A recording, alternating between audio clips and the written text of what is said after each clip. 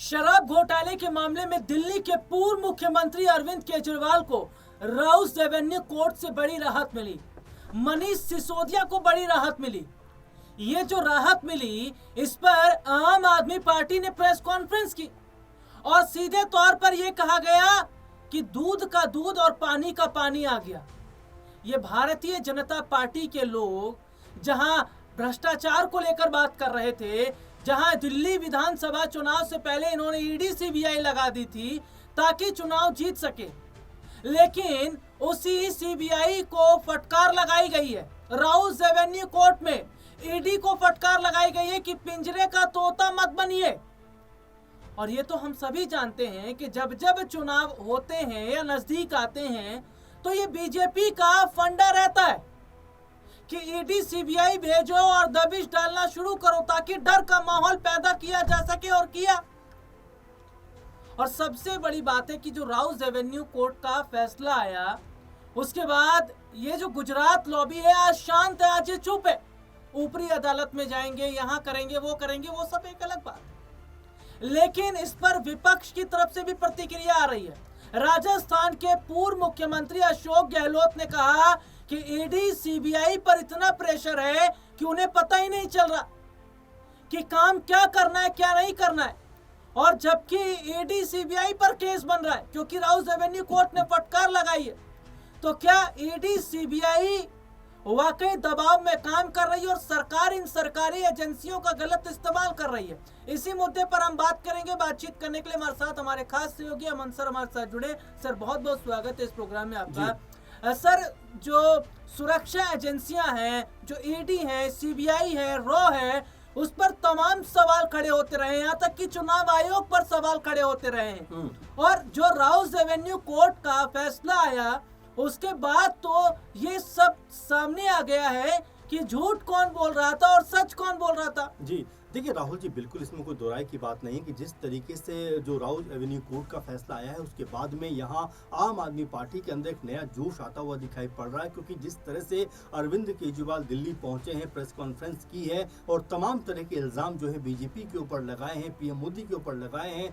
अमित शाह जो गृह मंत्री उनके ऊपर लगाए हैं, और ये कहने का प्रयास किया है कि उनको झूठ बोलकर फंसाया गया और दिल्ली की सत्ता को हथियाने का काम किया गया। क्योंकि अगर इस तरह का मुद्दा नहीं होता तो बीजेपी के हाथों में सत्ता नहीं जाती। और ये बात अरविंद केजरीवाल कहते हुए अब दिखाई पड़ रहे हैं कि धोखाधड़ी करके या उनके ऊपर इल्जाम लगाकर सत्ता को उनसे छीना गया है। आपको याद होगा कि मनीष सिसोदिया जिनके ऊपर इल्जाम लगा, उनको 2 से भी ज्यादा सालों तक जेल के अंदर रहना पड़ा। खुद उस वक्त के मुख्यमंत्री अरविंद केजरीवाल, उनको भी उठाकर जेल में बंद कर दिया गया। तो ये तमाम सारा जो चल रहा था, सत्येंद्र जैन की बात करें, संजय सिंह की बात करें, एक तरीके से आम आदमी पार्टी की जो बड़ी लीडरशिप थी उनके ऊपर जिस तरीके से कह सकते हैं कि तमाम आरोप लगाए गए, तमाम तरह से उनको कह सकते हैं कि प्रेशर में लाने का प्रयास किया गया। और इसी वजह से चाहे सौरभ भारद्वाज हो, चाहे आतिशी हो या और तमाम सारे नेताओं एक सुर में ये बात कहते हुए दिखाई पड़े कि उनके नेताओं को जिस तरीके से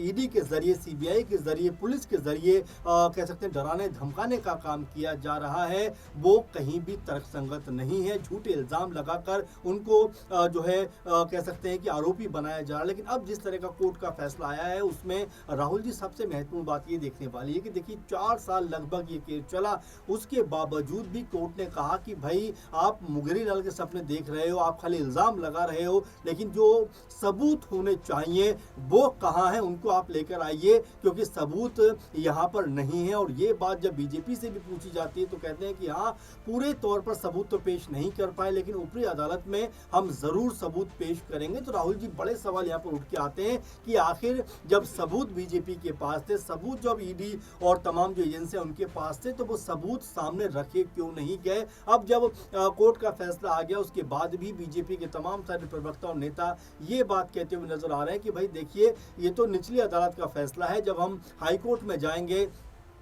जब हाईकोर्ट में इसके ऊपर कह सकते हैं बहस होगी, तब जो है अरविंद केजरीवाल बच नहीं पाएंगे। तो ये तमाम सारी बातें बीजेपी की तरफ से कही जा रही है, लेकिन जो बात अब अरविंद केजरीवाल और तमाम आम आदमी पार्टी की तरफ से सामने रखी जा रही है, उससे ऐसा लगता है कि एक बार फिर आम आदमी पार्टी के अंदर वो पुराना वाला जोश एक बार फिर उमड़ता हुआ दिखाई पड़ रहा है। क्योंकि आपने देखा कि अरविंद केजरीवाल जब मीडिया के सामने आए थे तो उनकी आंखों से आंसू छलकते हुए दिखाई पड़े थे। वो मनीष सिसोदिया से गले लगकर रो भी पड़े। तो क्या ये आंसू अब आम आदमी पार्टी की तकदीर बदलने वाले हैं? क्योंकि एमसीडी चुनाव की बात दिल्ली में जब होंगे या इसके बाद जब विधानसभा चुनाव दिल्ली में होंगे, तो क्या एक बार फिर आम आदमी पार्टी अपनी सत्ता को हासिल करती हुई दिखाई पड़ेगी? तो ये तमाम सारी बातें जो इस समय मीडिया में चलती हुई दिखाई पड़ रही हैं। जी, और देखिए, दिल्ली के पूर्व मुख्यमंत्री अरविंद केजरीवाल ने एक प्रेस कॉन्फ्रेंस की और इस प्रेस कॉन्फ्रेंस में उन्होंने कहा कि अगर दिल्ली में दोबारा चुनाव हुआ तो लिख कर ले लीजिए कि 10 से ज्यादा सीटें भारतीय जनता पार्टी ले आए।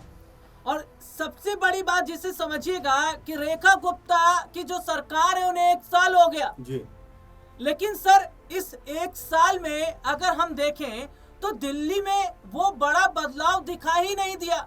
जो बहुत बड़ी बड़ी बातें चुनाव से पहले कर रहे थे, सड़कें वैसी की वैसी हैं, नालियों की समस्या वैसे की वैसी है, स्वास्थ्य सेक्टर में कोई बड़ा बदलाव नहीं हुआ है, जबकि दिल्ली में पॉल्यूशन और बढ़ गया है, आतंकवादी लाल किले के पास धमाका करके चले गए हैं, दिल्ली और असुरक्षित हो गई है। तो जो केजरीवाल कह रहे हैं, क्या सर वो बहुत सोच समझ कर कह रहे हैं? देखिए, बिल्कुल। और जो बात केजरीवाल ने कही है या तमाम जो लोग कहते हुए दिखाई पड़ते हैं, क्योंकि देखिए 2-3 साल तक लगातार कह सकते, 2-3 टर्म तक लगातार कह सकते हैं कि आम आदमी पार्टी की सरकार दिल्ली में रही, तब तमाम चीज़ों को लेकर बीजेपी आक्रोशित रहती थी, चाहे यमुना की सफाई का मामला हो, चाहे प्रदूषण का मामला हो। लेकिन अब जब बीजेपी खुद सत्ता में है तो आप देख रहे हैं कि कई सवालों के जवाब उनके पास नहीं है। आपने सही कहा कि सड़कों की हालत देखिए, खस्ता दिखाई पड़ती है, गंदगी उसी तरह से नजर आती है और नालियों की हालत वैसी की वैसी दिखाई देती है। और यहाँ पर जब मुख्यमंत्री साहिबा से पूछा जाता है तो पूछा कुछ और जाता है, वो कहती हुई कुछ और नजर आती है। और ये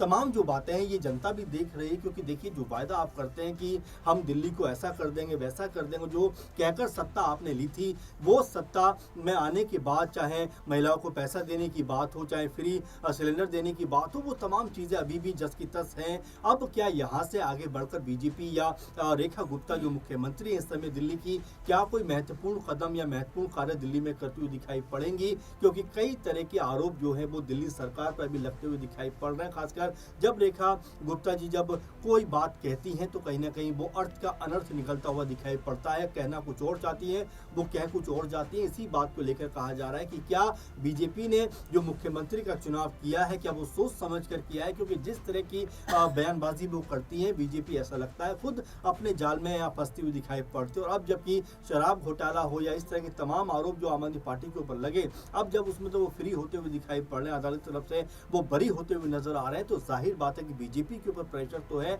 अब इस प्रेशर को बीजेपी कैसे हैंडल करेगी, क्या कुछ कहती हुई नजर आएगी? जो बातें वो कह रहे हैं वो कहीं ना कहीं ऐसा लगता है कि तर्क के आधार पर नहीं कह रहे हैं, बट वो इमोशन क्रिएट करना चाहते हैं कि देखिए निचली अदालत ने भले ही उनको छोड़ दिया है, लेकिन ऊपरी अदालत में कहीं ना कहीं उनको हम फंसा लेंगे, सबूत तमाम सारे लेकर आएंगे। तो ये तमाम सारी जो बातें हो रही हैं ये कोई बहुत पचने वाली बातें नहीं हो रही, क्योंकि अगर सबूत होते तो निचली अदालत में आपको रखने में क्या हर्ज था? तो ये ऐसी बातें हैं जिसको लेकर कहा जा सकता है कि अरविंद केजरीवाल जिस तरह दोबारा एक्टिव दिल्ली में होते हुए दिखाई पड़ते हैं, उससे आम आदमी पार्टी की जो स्थिति आने वाले दिनों में मजबूत होती हुई दिखाई पड़ेगी। जी, और क्या मेरा सवाल ये जनता से भी रहेगा कि जो दिल्ली के पूर्व मुख्यमंत्री अरविंद केजरीवाल ने कहा कि लिख कर ले लीजिए कि 10 से ज्यादा सीटें नहीं आएंगे, क्या वाकई वो सच है? और क्या लग रहा है आपको कि दिल्ली में वाकई 1 साल के अंदर जो काम होना था वो नहीं हो पाया? इस मुद्दे पर अपनी राय जरूर दीजिएगा। फिलहाल इजाजत दीजिए, नमस्कार।